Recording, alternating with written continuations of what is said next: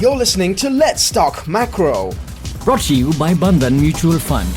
Another episode of Let's Talk Macro by Bandhan Mutual Fund resumes. Welcome back to the podcast on macroeconomics, everybody. Ahalya here keeping you company as we discuss interesting global and domestic macroeconomic topics as always. And to help us through another interesting, detailed, comprehensive conversation is, of course, Sreejith Balasubramanian, economist in the fixed income fund management team. Hi, Sreejith. Thank you so much for being with us once again. Couldn't do this without you.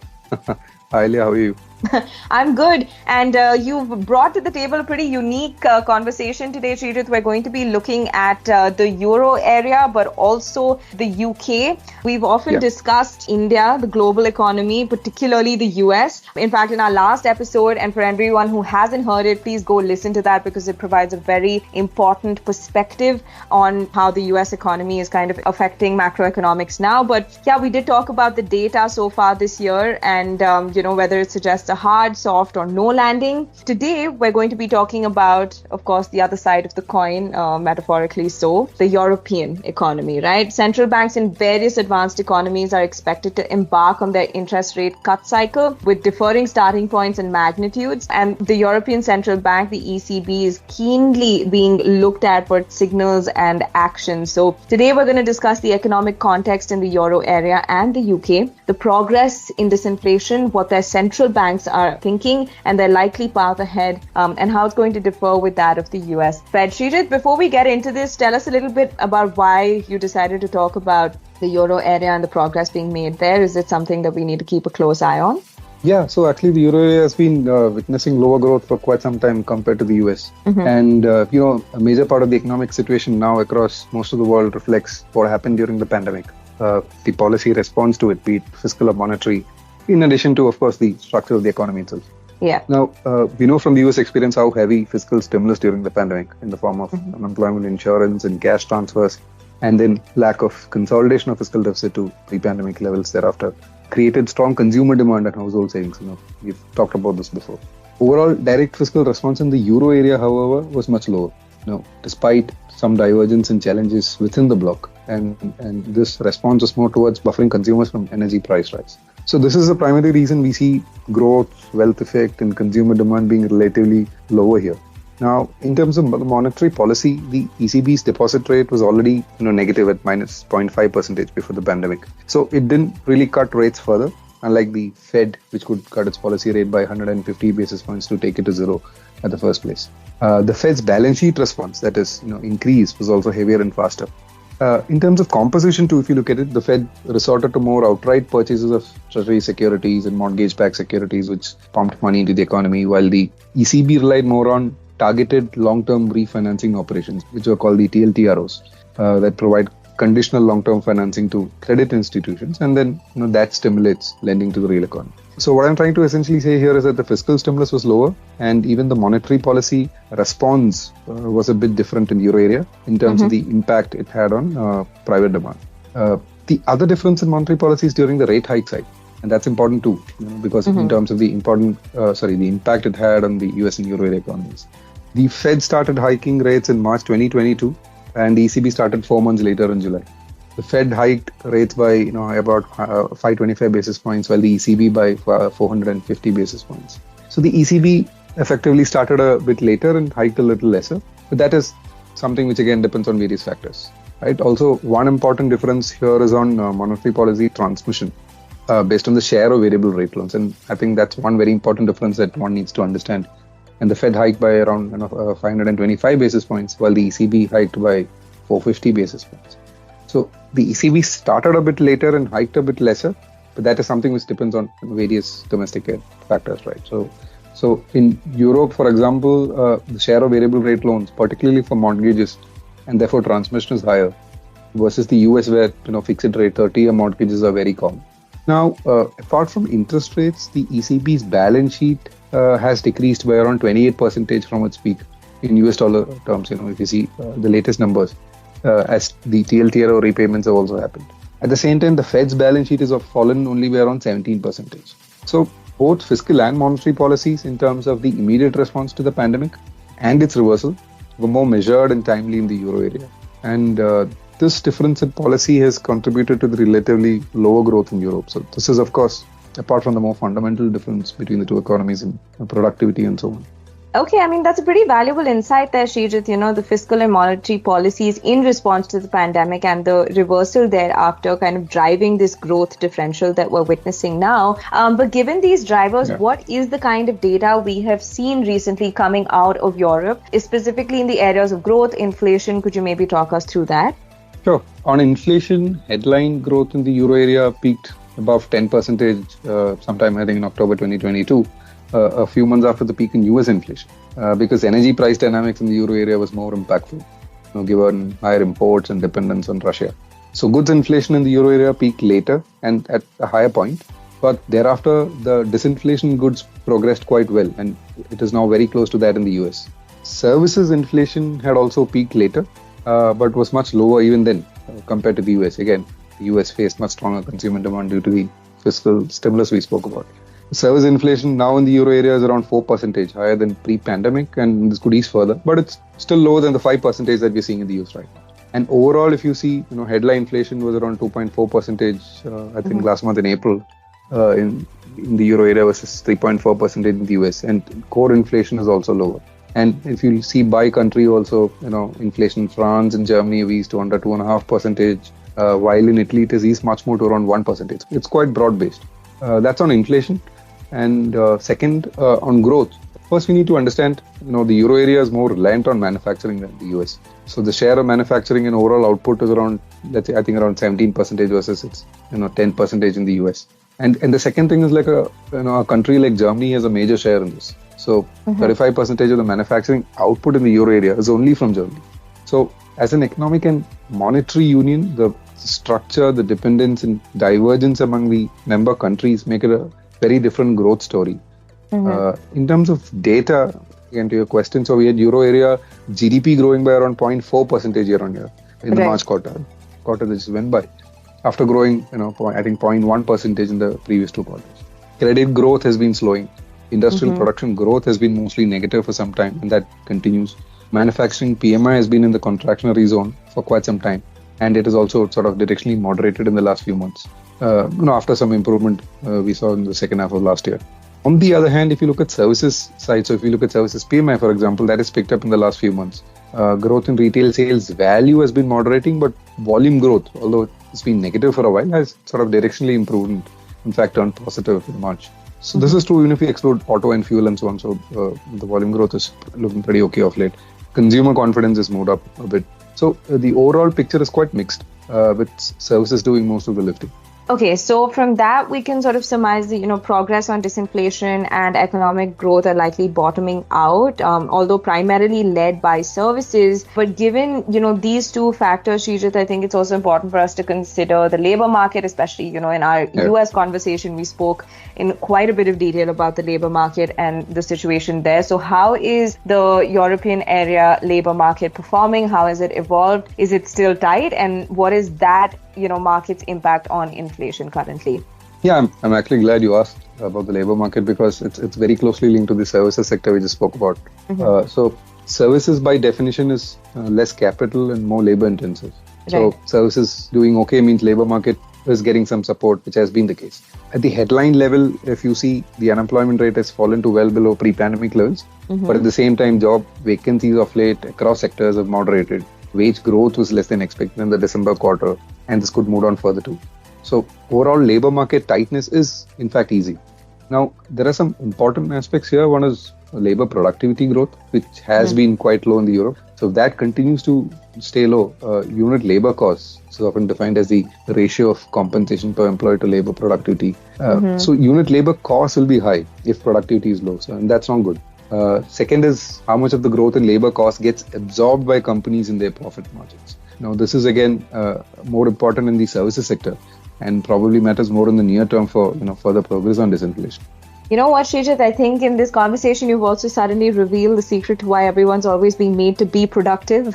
I don't know if people will be so happy with that, but at least we have some kind of clarity there. Okay, so the labor market tightness is easing, which to some people may or may not be a good thing. I do want to digress a little bit at this point in the conversation from just the euro area to the United Kingdom specifically, which is no longer part of the union thanks to Brexit, but of course is an important economy, right? I remember we spoke about in one of our podcasts some of the economic issues within the UK, but what's it looking like now? And, I'm sure it has close links to, of course, the situation in the European area as well. So what is the growth inflation dynamic in the UK specifically? So the UK faced issues from labour shortage, tax cuts in the 2022 mini budget, which wasn't well received by the markets. And then, of course, high inflation and low growth for most part of last year, even compared to the euro area. But more recently, if you see, there's been a turn. So real GDP grew around, I think, 0.2% year on year in the March quarter, that is, after minus 0.2% in the December quarter. And in fact, it just grew I think by around 0.1% for the whole of 2023. The other important point, in fact, is that the unemployment rate is close to pre-pandemic levels after inching up in the last few months, while weekly earnings growth is moderated. House price growth has fallen in March and it was actually flat in April. And I think more significantly, inflation, which peaked at over, I think, 11% sometime in late 2022, has now fallen to the vicinity of 3%, which is quite sharp. And core inflation, I think, is around 4%, so which is great progress on disinflation. And some progress on labour markets and some still very early signs of growth bottoming out in the UK. Okay, so there have obviously been some turnaround in terms of progress on disinflation and easier labour markets. But before we get to the ECB, could you also talk about the Bank of England, the BOE's assessment of the economy, and what is the likely path there on monetary policy? Be a mind reader for us. Any changes since the progress that you've mentioned that you see coming soon? Yes, like I said, the UK has been considered an outlier even within Europe because of its high inflation. In fact, in a recent speech by the BOE's deputy governor, he explained why it is likely not an outlier, but more of a laggard based on recent inflation prints, which is now quickly catching up. This is because the timing of UK's energy interventions relative to the other European countries prolonged the impact of high energy prices on UK inflation there. So, for example, the first main fall in household energy price cap happened only in October last year. So, as growth in energy prices and headline inflation fell after that, inflation expectations started to moderate, and this in turn has not put pressure on wage growth, which has been weakened.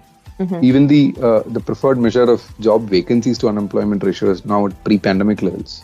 What I'm essentially trying to say here is that the labour market is loosening, and this again is feeding into weaker services inflation, which sort of broadens the disinflationary impact there. Thus, the persistence in upside skew to inflation, which the BOE projected earlier in 2023 from services price pressures and geopolitical events, hasn't really materialized or materialized to a much lesser extent. The Monetary Policy Committee in its meeting earlier this month said recent inflation prints were encouraging and that inflation is in fact likely to fall to its 2% target in a couple of months, so which is great. And this is because it now expects the underlying inflationary pressures to fade a bit faster than previously assumed. But it obviously also said that it needs more evidence to ensure inflation will continue to stay low. In fact, even on growth, it estimates GDP growth of only 0.5% in 2024 this year and 1% next year. So there is faster than expected disinflation, there is looser labour markets and very benign growth. So because of all these factors, in the meeting this month, we had one more vote, which is by the Deputy Governor himself. So total 2 votes for a rate cut versus 7 for a hold. In fact, in the press conference, the Governor said the rate cuts cannot be ruled out in the next meeting in June, which is hardly a month away. In fact, that total cuts in the coming quarters could be more than what markets are pricing in. And markets are currently pricing in around 2 plus cuts, as in mid-May. Yeah. So that's where we are. Nice, Sreejith. I mean, I think we might have to do a podcast soon on just the UK because there seems to be quite a bit of change in that economic situation, right, on both the inflation and monetary policy fronts. Yeah. But that's for probably next time. In that context, maybe we'll come back to the euro area now. We did talk about progress here as well on inflation and the labour market. But now on to the bank, right? What is the ECB's assessment of the economic situation, their outlook? What are their predicted moves moving forward? And And how is it different in approach from the Fed, if at all? And what do you think are going to be the implications for monetary policy and interest rates in the coming months? So, if you remember, the Fed's last rate hike in this cycle was in July last year, while the ECB's was in September. So then the Fed obviously pivoted in December when it said disinflation has progressed well. Policy rates have likely peaked in this cycle, and that it has started discussing on the timing of policy rate cuts. It also projected 75 basis points of rate cuts in 2024 this year, and markets started to price in even more. But the ECB actually continued to sound relatively more hawkish, at that point in time. But in a turn of events, US data surprised to the upside in the March quarter, and market had to dial back its rate cut expectations. On the other hand, the ECB started guiding on rate cuts. So that's how it really progressed. But now if you look at the ECB's latest assessment on growth, manufacturing has been weak, especially in energy-intensive sectors, but spending on services has been resilient. It expects a gradual recovery led by services. In fact, also by exports and less dragged by monetary policy as real incomes rise due to lower inflation and increased wages. However, it sees the overall risk to growth is still tilted to the downside, although real GDP growth is expected to pick up next year. Bank credit demand has been easing, and in fact, lending standards have also been tightening. So during the March quarter, this is particularly so for firms and contrary to banks' expectations of a recovery. And apparently, according to the survey, this was driven by high interest rates and the fall in fixed investments. So the main point there is that credit dynamics remain weak. In fact, the ECB also reiterated the need to roll back energy-related fiscal support measures and to fully and quickly implement the revised economic governance framework there, so that governments can sustainably bring down, the fiscal deficits in their respective countries. Okay, so I think again an interesting point in the conversation, Sreejith. So you mentioned earlier that fiscal stimulus was lesser in the European area compared to the US, right? But in an absolute sense, when we're looking at the entire global macroeconomic picture, how is it placed, and is there visible progress in relation to not just the US but the bigger picture? Yeah, so the combined fiscal deficit in the euro area was only around 0.5% of GDP before the pandemic. It averaged 6%, during the pandemic, that is 2020 and 2021. And this is projected by the ECB to be around just above 3% in 2023, but it printed a bit higher. And it is currently projected to moderate to less than 3%, I think 2.8% in the next 2 years. But this could be revised given the higher 2023 number. So, in fact, the point here really is that the fiscal deficit to GDP is better than that in the US, but it hasn't gone back to pre-pandemic rates, and it has also printed a bit higher than expected of late. So during the ECB's April meeting, concerns were expressed about the upward revisions recently, but the new fiscal framework to be in place, which sort of provides guidelines and sort of guiding principles and raises prospects for more credible implementation, was widely considered to be good for monetary policy. So some countries, even France and Italy, will definitely need fiscal consolidation under the excessive deficit procedure that gets triggered there. And there could be challenges because spending post-pandemic has become a bit more rigid, and the impact of inflation on tax revenues start to wane, which is where growth, investment, etc. become important. The ECB will be closely looking at the fiscal policies, therefore, how the framework functions, and how sort of the progress goes ahead in countries in consolidating their deficits and debt, the impact all this will have on growth and inflation. But one thing to remember here is the ECB has tools, apart from interest rates, to handle fragmentation risk to monetary policy transmission within the euro area. What I mean by this is that if, for example, countries within the bloc pursue different or divergent fiscal policies, but this reflects as unwarranted and disorderly market dynamics, which is not justified by country-specific fundamentals, for example, say in the form of lower liquidity or wider spreads in some markets, then the ECB can consider using its so-called transmission protection instrument. And this is introduced in 2022 and provides flexibility on secondary market purchases of securities. And that flexibility is across time, jurisdiction, products. So this allows the ECB to focus on its price stability mandate and counter risk to monetary policy transmission. Of course, certain conditions are to be met and assessments will be made before deploying this instrument. Yeah, no, I think, one of the most obvious sort of inferences that I have at least come too, through all of our conversations on the series so far, Sreejith, is that, one size definitely doesn't fit all, especially when you're talking about world economies, right? So even for the euro area, some fiscal consolidation is needed, but it is a very different situation from the US. And I guess only time will tell how each situation pans out, right? Getting back to the ECB's economic assessment, what is it specifically on the outlook for the labor market in the euro area and therefore on inflation that you think we need to keep a close eye on? Do you think that correlation has changed more recently? So unemployment rate is at an all-time low, but job vacancies are falling. Labor demand is easy. Wages and even profits grew less than expected in the December quarter, and the ECB expects further moderation, although it may not be linear. Now, this is the main factor behind its expectation of inflation falling to 2%, which is their target in 2025. One, some of the members think the labor market support to the economy has sort of reached its limit because, labor supply has already increased quite a bit, and a turn in the labor market cycle could lead to lesser hiring and more layoffs. Two, it is true that the services sector is more labor intensive and there is uncertainty for the capacity to absorb higher wage costs, in their profit margins, and thus the impact on services inflation. But what recent data suggests is that price pressures in services were not actually from the more wage-sensitive items, but it is actually from items typically affected by change in pricing at the start of the year, like insurance and services with administered prices. So this is broadly the thinking behind their weaker wage growth projections. Now, on inflation, as we said, most measures are easing, but there is some domestic price pressures and, therefore services inflation is strong. ECB expects inflation to fluctuate around current levels and then to gradually decline to 2% mid of next year. In fact, expected inflation has declined since their last rate hike in September. So it essentially implies further tightening through, higher real rates, which is currently, I think, close to the peak of the cycle.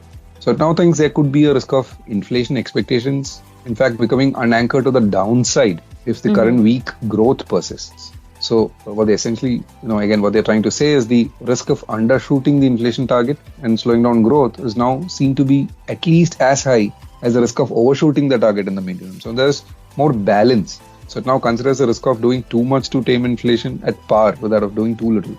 This is actually quite important in terms of the change in their thinking. Yeah, and it feels like a fair bit of change in the labor and inflation situation, and therefore also the ECB's assessment of how it can go from there. And that brings us, of course, to, probably the main question of this entire thing. Given all that we have discussed on the euro area, what do you think is the ECB's latest outlook on monetary policy? Like we said, ECB thinks higher real rates have tightened financial conditions. Credit demand is weak. Risk to growth is to the downside. Labor market should loosen further and most measures of inflation are moderate. Although services inflation is room to ease, they're not going to wait until everything goes back to 2% to make the first move on policy. Inflation in some items will be slightly higher and progress is not going to be linear. So taking all this into consideration, I think in their April monetary policy statement, they added that if their updated assessment of the inflation outlook, dynamics of underlying inflation and strength of monetary policy transmission were to further increase their confidence that inflation is in fact converging to the 2% target in a sustained manner, it will be appropriate for them to reduce the current level of monetary policy restriction. So given their next meeting is now in June and that more labor and inflation data, and in fact their updated official projections will also be available, it is very likely the ECB could kick off rate cuts in June. In fact, given progress in labor market and inflation is expected to be gradual and not, simply quick and steady, the market is currently pricing in around 3 rate cuts this year. That is 325 basis points rate cuts, one every quarter starting in June. So that seems quite fair. And this compares to around, 2.5 cuts priced in roughly of late by the market for UK and around 2 cuts for the US, obviously starting a bit later now given stronger data. Okay, so 3 interest rate cuts by the ECB is what the market is currently expecting. We've definitely covered a lot in today's episode and quite deeply on the euro area. You know what? They say good things come to those who wait, right? So yes, the euro area has waited, but we have delivered on today's podcast. One last question for you, Sreejith, on the policy action of central banks around the world being tied to that of the Fed. The ECB and BOE are likely to move sooner rather than later, and this could happen before the Fed cuts, right? Typically, we hear a lot about monetary policy around the world being tied to the US Fed's actions. What are your thoughts? Do you think it's going to be the same old, or are we going to witness something new maybe this time? The difference is clearly weaker growth and more recent progress on inflation compared to the US. So this is because of the difference in the drivers of inflation, where it is more strongly driven by demand factors in the US, while it's supply factors in Europe. This again goes back to the difference of higher fiscal stimulus in the US, and so private consumption, demand, and investments being very different. The other factor we discussed is that monetary policy transmission is also likely better in the euro area, given their high share of variable rate loans. So it's not surprising the ECB said it is data dependent and not really Fed dependent. Now, this is a clear example of policy divergence versus the US in 2024. So we've already seen 25 basis points cut in Switzerland, where inflation has been below 2% for some months and is expected to average, I think, around only 1.4% this year and 1.2% next year. Growth is also expected to remain modest in the coming quarters. Another example is Sweden, which has also cut, I think, rates by 25 basis points this month. Even there, inflation is approaching the target while economic activity is weak. The central bank said if the inflation outlook holds, there could be 2 more rate cuts this year. So this year could be one of monetary policy divergence from the Fed, and we're already seeing that. And that's really important for global rates this year and how it's different from last year. And finally, just to add, in the medium term, there are more considerations, obviously. So we've discussed about each economy's long-term neutral rate, which many believe have moved up after the pandemic, and fiscal policy, how it looks like going ahead for the various economies. All these will be important considerations. Now, for the euro area specifically, medium-term growth prospects and where the current low labor productivity settles will thus be really important for growth in unit labor costs, which is still high due to labor productivity. So the ECB expects productivity to recover soon, but for that, investments, innovation, factors related to capital and labor, all of that need to improve. Even in the near term, they often talk about the wages, profit, productivity cycle, which is all linked. So what I'm trying to say here is, in short, monetary policy divergence versus the Fed this year and more considerations in the medium term.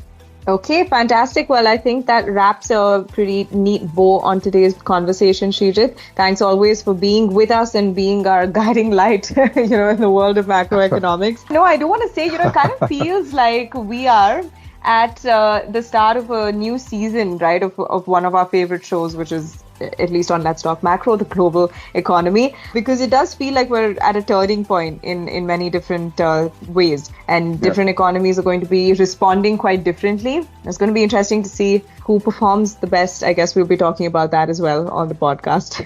So just to sum it up, policy divergence versus the Fed this year, with Switzerland and Sweden having already cut rates and the euro area and UK likely to commence. And there's a lot of rationale behind this that can be linked all the way back to the fiscal and monetary stimulus during the pandemic, which was definitely higher in the US.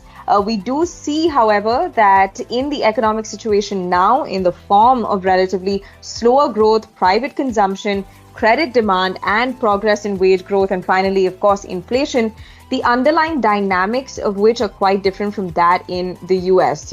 There's many other considerations, of course, and structural aspects of the economy also that matter in the medium term. So, like I said, feels like we're at waiting for the new season of our favorite show to start. On that note, I hope all of you found this detailed discussion on the euro area and UK and policy divergence this year very useful. Thanks, Sreejith, and he and I will obviously be back soon.